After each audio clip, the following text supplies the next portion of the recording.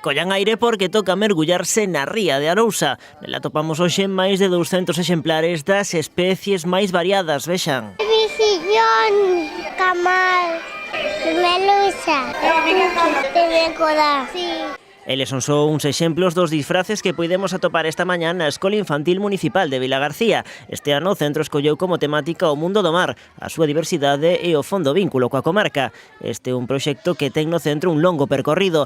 Durante este curso, o profesorado está ensinando aos pequechos cales son os segredos que agocha o mar, facendo especial fincapé na cultura mariñeira da zona. Vamos seguir, pois, incluso con degustación, virán mariscadoras, xente que se dedica ao mar para explicarlles aos nenos como se crece o mexilón na batea, como se recolle a almeixa. Porque non hai nada mellor para descubrir o mundo que nos rodea que conectar con el. Para iso a escola ten prevista unha excursión á Praza de Abastos para que os nenos vexan en primeira persoa toda a riqueza do noso mar. Imos tamén sair a ver a Praza de Abastos, en onde verán pois, os pulpos, todo ali, son a riqueza que temos autóctona nosa, non? De momento, xo que tocou foi pasalo ben no fondo deste mar do patio da Escola Infantil Vilagarcía.